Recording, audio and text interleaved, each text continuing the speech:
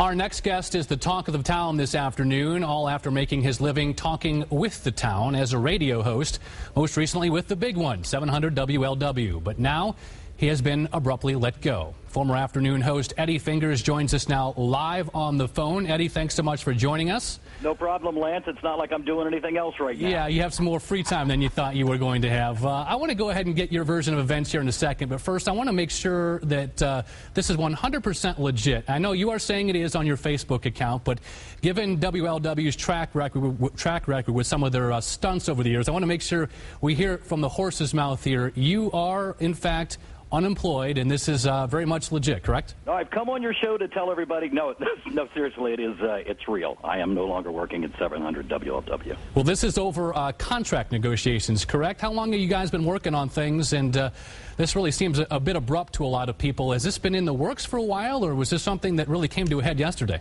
Well, yeah, it's been in the works for, I'll say 5-6 weeks.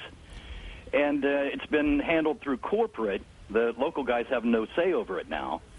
And so I exchanged emails with some corporate muckety-muck, and I was under the impression that I had an extension on a 2-year deal, and to their thought, that didn't exist, and they pretended that that wasn't there. And I said, well, wait a minute, we already have this agreement, and if you guys want to go with that, I'll sign, we're good to go. And the next I heard from, that was about a month ago.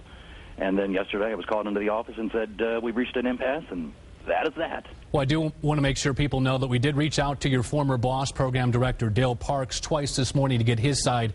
We have yet to hear back. The #1 show in the market, according to 700.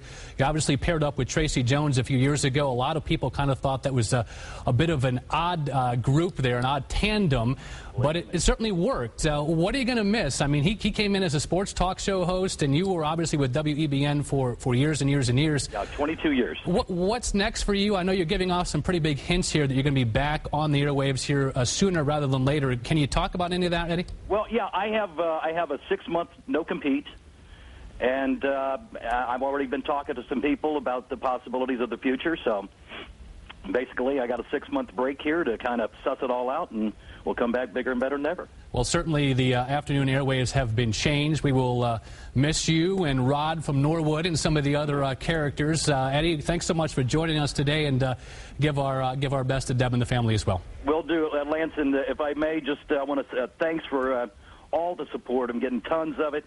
You guys roll. I appreciate it.